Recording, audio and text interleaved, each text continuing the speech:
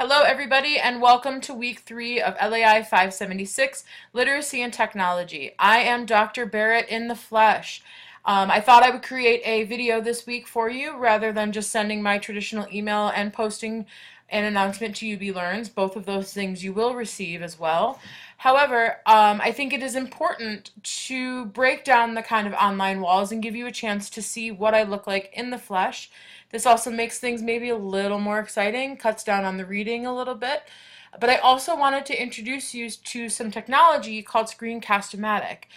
During week 4, so not this coming week, but the following week, I will be extending the opportunity for you to create video responses instead of just the traditional written response. So I wanted to introduce you to this technology now so that you could maybe during this week familiarize yourself with it, maybe practice. It is a very user-friendly tech. Some of you might have noticed that Joe mentioned it as a part of one of his responses this week. I have used it frequently in other classes as students create final projects, or I ask them to respond to readings with video. This is a very user-friendly, easy way for people. All you need is a webcam. And most computers now come with it. There are computers in the library that have access to it, so don't be concerned about that. So Screencast-O-Matic can be found by just typing in Screencast-O-Matic to your browser. Once you get there, you will find a screen that will ask if you want to start recording for free. Once you click on that, it will take you to this page in which you can launch the free recorder. I'm not going to launch it again because it's currently running on my computer, but it is available for all platforms as well. There is a 15-minute time limit on the free version. However, the Graduate School of Education does have an account with Screencast-O-Matic. And you can actually just Google Graduate School of Education, Screencast-O-Matic, and it should bring you to this page in which you will follow the instructions, and you will find the GSE's Pro page. From that Pro page, you can record as long as you want. This could be great for your classroom. As a student, for those of you who might need to create videos in other classes or presentations, this is a great way. You can just record your screen, you can just record yourself, or you can do both, which is what I am doing now. So poke around, familiarize yourself with the program, and then during week 4, and I will provide you more information in the email that I send for that week, or maybe it'll be a video, you will have the opportunity to create a video response instead of just the written response. So, speaking of responses, let's head into this week. First of all, I want to thank you again for your very thoughtful responses.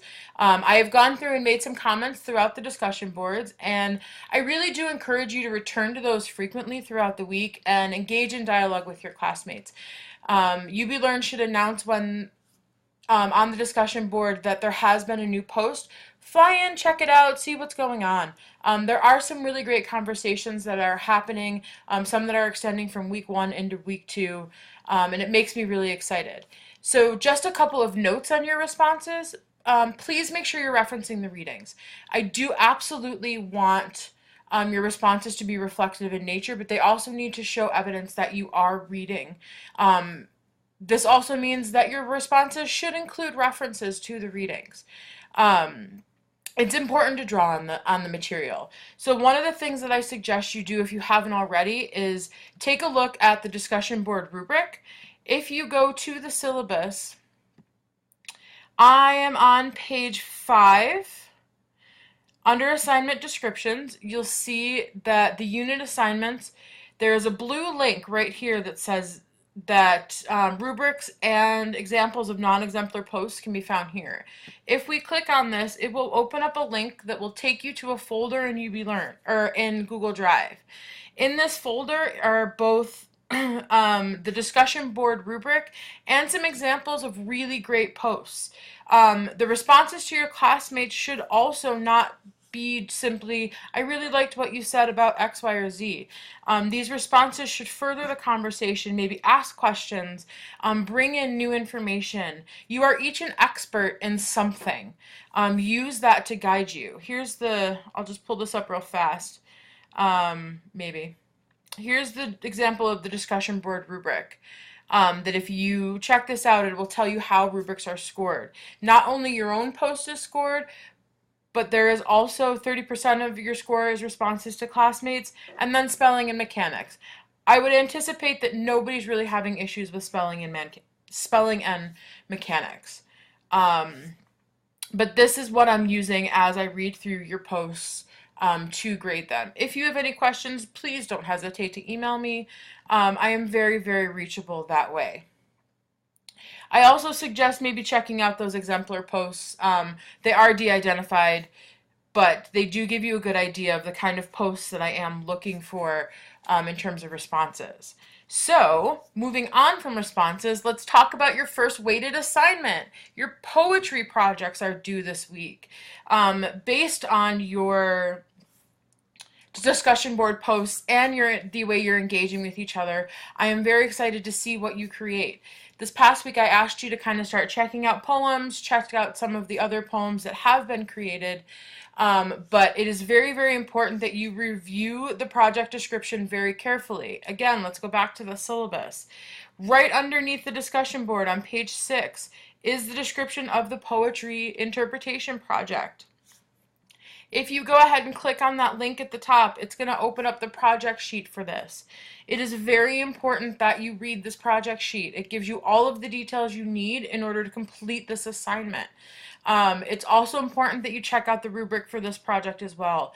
That way you ensure you are meeting all of the things that you need to not only complete the assignment, but to get the most out of the assignment. This is a great way to not only engage students in poetry, but to also help them start to play around with what it means to create multimodally. You did a lot of reading on multimodality this week. You dealt with Cress, who I know is very heavy. But this is the first kind of project that's asking you to take those readings and put them into practice. As you can see, my internet is running very slow, but I promise this page will load. There it goes. So on this sheet, it's going to give you all the objectives for this. It's going to give you some steps to completing it. Check out that Poetry Out Loud website. It's wonderful. Huge resources. Remember, the longer your poem, the longer your project needs to be. I'm totally cool with it. I love these things. But don't set yourself up to complete something that you're going to be rushing around trying to complete at the end. Be realistic, especially if this is your first time creating a multimodal text or working with some of these digital technologies. Also, I am asking that you do not choose song lyrics for this. There are plenty of other projects that you can use music in. This one is not that one. I really want you to deal specifically with poetry as a literacy tool. Poetry can be difficult for many, many, many students, and this is a great opportunity for you to play around with some ideas with helping them understand poetry a little bit better. There are some guidelines here, and then this is the first time I'll be asking you to write a written analysis. This is a required part of this project. In some other classes, if any of you have taken the digital video class, or you might have heard the word heuristic. This can also be a heuristic. What it is it's asking you to reflect on the process of making the project, why you made the choices that you made, why you picked the poem that you made. It is very detailed here, what you need in that written analysis. Also, as a part of the written analysis, you will need to submit the poetry cover sheet. This can also be found on page 6 of the syllabus. If you click it, it will open up for you. This must be attached to your written poetry assignment when you turn it in on UB Learns, which I will show you where that turn-in spot is in just a second. But this will ask you for your name, the title of the poem, the poet, where you found the poem. So, if we go into UB Learns, this is what our homepage looks like. You may have it so that it's embedded all the way. I know UB Learns went under some construction over the past few months, so it's been a little bit tricky sometimes to navigate, I know. So if you look up in the corner here, there should be a drop-down menu. For those of you that have it stationary, it'll be on that left-hand side. If you scroll down, you will see a spot for written analysis assignments. If you click on that, All of the written analysis assignments are here for you to upload as a project.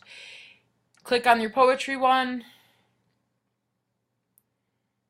and then you can upload your assignment. You can either connect it to there as a file, attach it as a file, or you can paste it directly in there. That I don't care which one you do, either is fine, but you must make sure that that cover sheet is a part of that.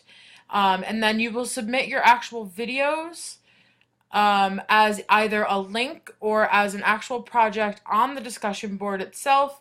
It is under the week 3 posts. So if you scroll down, you'll see a spot for poetry interpretation project. You can upload here, either it can be the actual project, you can embed it as a video, or if it's easier, you can post it as a YouTube link or a Google Drive link.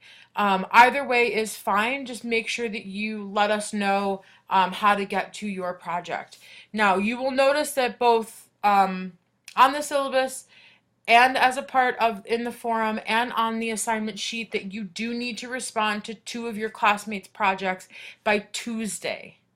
The project itself is due Sunday by 11:59 p.m.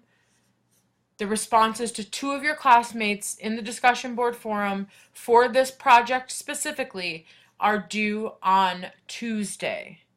You will have your regular reading responses. You will have your regular posts time-wise. This is in addition to those. So let's talk about what's up for this week. So if we go to the reading schedule, which if you have not discovered the reading schedule yet, it is both on the syllabus and on the side of UB Learns in that column, it says course reading schedule. This is where all of those links that I send in the announcement and the email come from. You should not just be relying on the emails and the announcements for information. You do need to be using the syllabus and the schedule as well. So if you look at week 3, here's what's up for this week. You've got a few readings on multimodal composition, doctoral students. You've got another set of Kress. I promise you it's worth it. I know that he can be tough to read, but his ideas and his theories about multimodality and multimodal composition are very important to the use of literacy and technology together in your classrooms. Your initial postings to the readings are due on Friday. If you remember, I did extend the time from 5 p.m. to 9 p.m. and then responses to 2 of your classmates' reading responses are due on Sunday by 9 p.m. as well. So just to review, this week, in order, you have your readings. You have your reading responses are due on Friday at 9 p.m. The responses to 2 of your classmates' reading responses are due on Sunday by 9 p.m. That is normal. In addition to these assignments, you have your multimodal poetry interpretation that is due on Sunday, July 15th at 11:59 p.m. And then responses to 2 of your classmates' projects are due by Tuesday. All of this is outlined for you on the reading schedule and on the discussion board forum, and there will be an email and an announcement in addition to this. You guys are doing some really fabulous work and discussing things really wonderfully. And I am very, very, very excited as this course continues to develop.